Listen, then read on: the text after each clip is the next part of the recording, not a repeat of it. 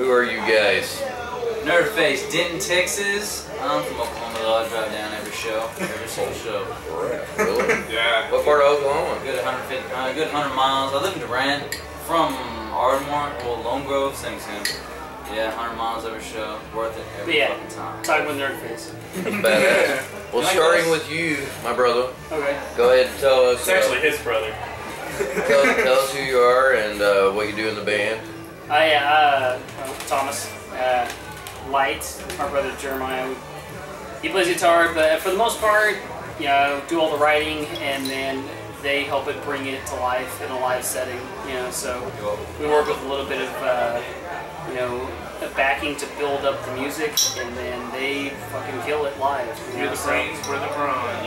Okay, what is your name back there, brother? Jordan. Jordan. And what do you do? Bass player. Okay. I came on about a year after they started doing live shows to help fill in with some bass parts, and been loving every minute. Sweet. Jeremiah Light, guitar. Play Gibson. Legit B52, AT100. Trying to get signed by Gibson. Yeah, Gibson, what's up? I'm Clayton. I play synth and guitar, rhythm guitar. You're the new guy. He's the new guy. This was his third or fourth show? Yeah. Yeah. Good. Best time of my life. Yeah, he's doing pretty good too. It's never been. He is. He has like Great addition. 21 by a week, and he's got the hairiest chest in the band. So he's also the least Mexican too. They call me the panty dropper. Because he drops his panties. All the time. Wow. Go ahead, brother. I'm Brandon, play drums. When Thomas and I first started, it was just me playing drums and him singing with the backing tracks. And I was talking to Jared because he bartended at our first show. And it was a long time ago. Yeah, when we first started, it was 08. It was us two, and we were chasing more of an electronic feel, so we had a lot of visualizers going. It was him playing drums and me singing, you know. He didn't even have a full set. It was just like two big ass floor toms or two bass drums, I think.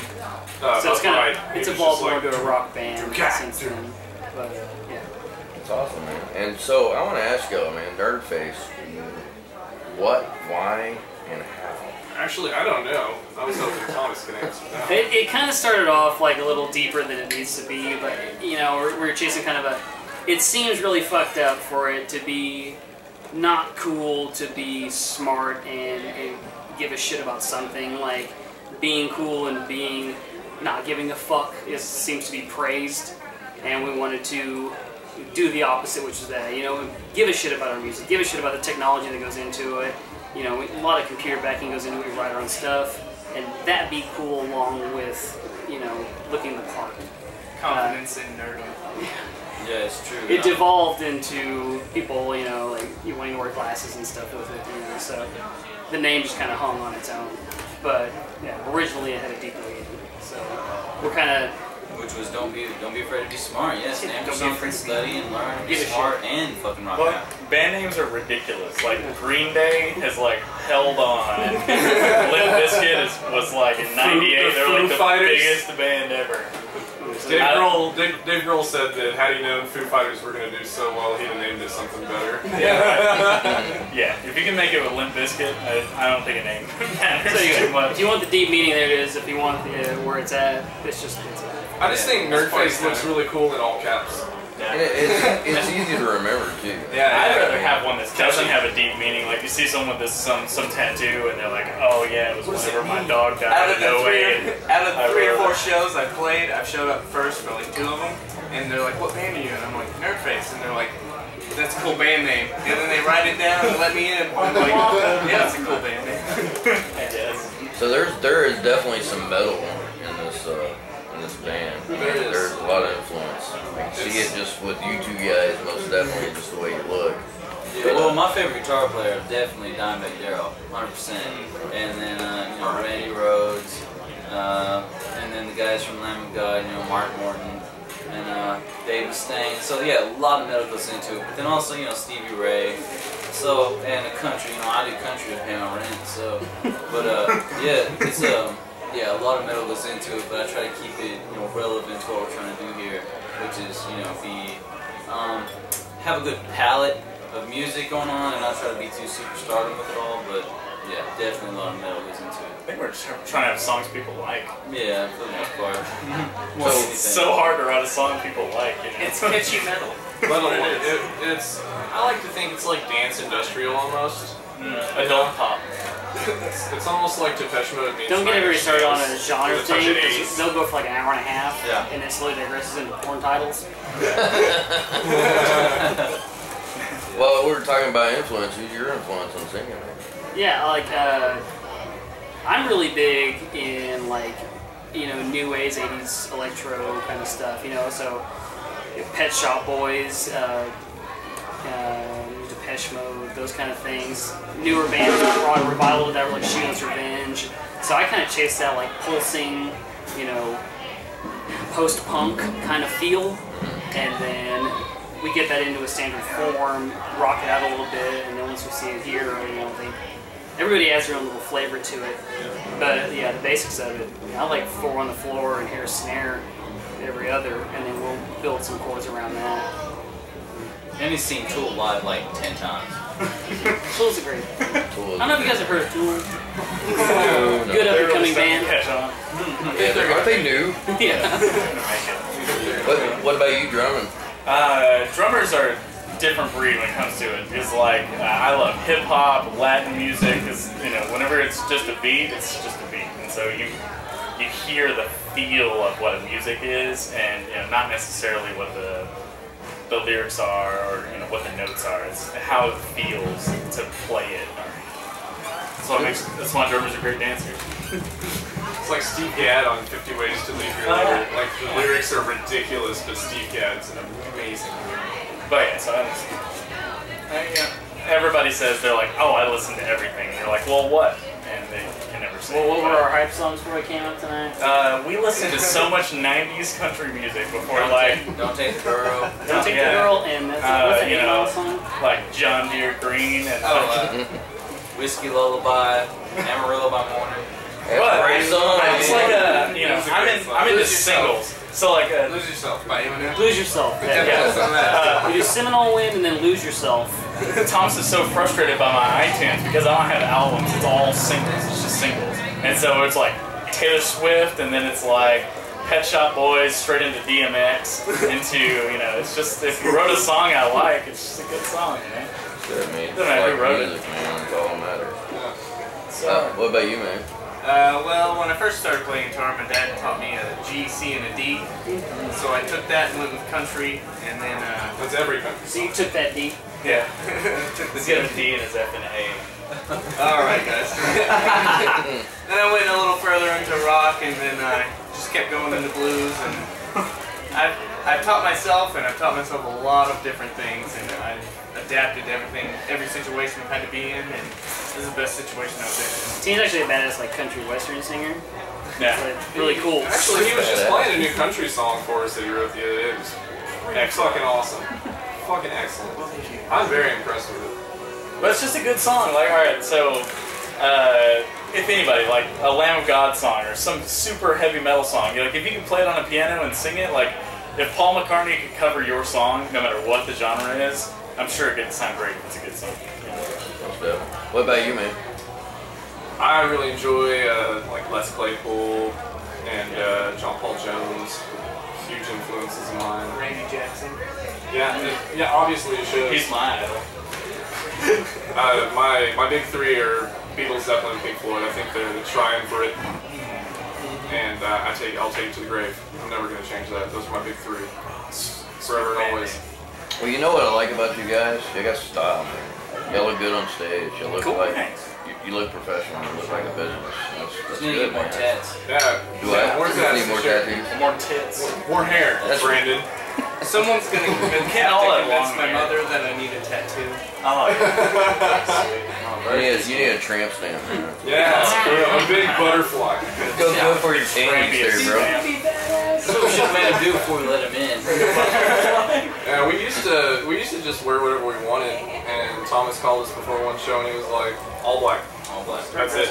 We're going all black You need to until I stop, say man. otherwise. I mean, you're here to entertain, man. People want to see. They want to see y'all look good while you're entertaining. Right. Yeah, this is my non-dirty shirt because my black shirt's fucking sweaty as shit. I know, right? Last night. I'm sweaty, but I'm Yeah, not. we played last night. So what's future plans for NERDFACE? What y'all got going on?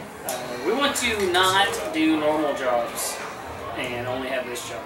So we're working that way. But you know, it's a slow process if you want to do it right. We're feeling that every step of the way. But you know, it's the small victories. Playing at Double Show on weekends, badass. We played last night. You know, House of Blues like 3 weeks ago. Yeah, we had like House of Blues. Are y'all doing that? That Battle of the Bands? Well, no, we're not part of that. We just played their Dallas Rock or whatever it was. Dallas Rocks. Which, man, playing on those big stages with a full badass sound system just makes you feel like That's a $1 million different story. Yeah, it really cool. does, man. Everybody looks cool with red light on. We love House of Blues. I just want to rock till And the I crew drop. there was great. That's all. But yeah, like I was saying, it's we got to play last night. We played tonight in the same dirty clothes. Do it again. It keeps you on point. It feels great. Yeah, we put the time in with the little fucking shitty sound system. I got my own PA and I brought it down for a couple shows. And like, yeah, we put the time in with the fucking shitty sound system and 3 dudes and watching. So like, now we're ready for the big stage and like the big sound system because we own the sound and got it down. So it's ready to rock. And the little shows, the little stages, those are just practice periods. Right. Just our girlfriends in the front row dancing. Bartenders sweet. Dude, they made this band, by the way. Our girlfriends? Oh, totally. Oh, yeah. Which ones? All 40 of them. That's right. Whichever girl I texted the night before. I thought I had to get her own beer. They bring us beer and shots. It's awesome. Oh, dude, I can't do so many shots when we play shows. It's like running on a treadmill and then someone just giving you a shot. And then you're like, oh man. Here's some whiskey. And then When I taste Jim Beam, I spilled my chaser beer like on the power strip. Oh, shit. Yeah. See, I'm the other way though. I'm like, man, it's like you're running on a treadmill and then someone hands you a shot. Yeah. And then you just get off the It's awesome. when I taste Jim Beam, I think of Denton. Yeah. Jim Beam is the number 1 seller in the world. Or, sorry, Denton is the number 1 seller of Jim Beam in the world. All right, back to the interview. We'll talk about drinking and Told you we sex get and all that digressed. real soon. This goes to porn time. Sex with rugs and rock and roll. EPs, y'all got EP, you got a full blown CD. Kinda- Several full-blown CDs. Like we wrote a full album, Dark Wave. This was much more electronic based in 2008.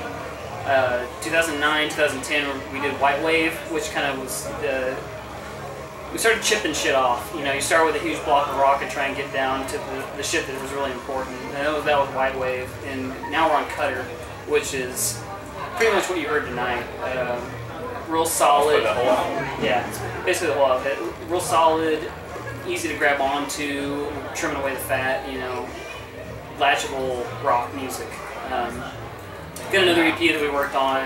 It's called Dead Teeth, which is really taking that to a minimalist. But we didn't play any of those songs. It helps with the stuff we played tonight is 'cause it's a more full sound. You know, it involves synthesizer, it involves lead guitar on top of rhythm. So yeah, that's 3 full albums and an EP, and we're working on new stuff now to kind of just show you where we're going. And we write it all in get self- some new writings in there. Yeah. Some new music in there. We write it and self-produce and record it all. That's That awesome. allows us to do it really quickly, too. And we can spend our money on merch instead of Which recording. is very important. Sweet. Very important. So talk about fan base. Reverb Nation, Facebook. Yeah, we're Reverb Nation. Actually, just Facebook. what was the thing, the email today? Oh yeah, Top 10? Show Slingers is a friend of ours. Talk about Abe. Abe, yeah. I just met him. They just got into this. Apparently, it's a division of Warner Group. Big deal. But yeah, Reverb Nation, Facebook, Show Slingers now, SoundCloud. Basically, any major relevant social media. iTunes. Spotify? It's all / NERDFACE music. Bandcamp and Spotify are probably the biggest things that bring in attention for us. iTunes makes us a little bit of money, you know, but they take a pretty big cut. Yeah. So it's a necessary evil. But yeah, if it's out there, we're on it. Pretty much Rhapsody, all of those. Well, we appreciate this interview. Yeah. Is there anything else y'all would like to tell the fans when they see this? Anything at all? NERDFACEmusic.com. We have merch available for sale. And yeah, primarily in Denton. And y'all are looking for new girlfriends just add to the 40. Exactly, yeah. Gosh, More girlfriends, please. We cannot have enough girlfriends. Yeah, hey, if you need a country player, hit me up. Man, you would be impressed at the amount of country and like just straight up hip hop that we listen to. That's basically it. If any riff raff, I don't want to hear it. It's Texas and I This live ain't in no minimum Oklahoma. mall You shit. don't play country, you don't get paid. So. Well, we appreciate this interview and y'all take care. Man, We enjoy the music, man. It's fan fucking.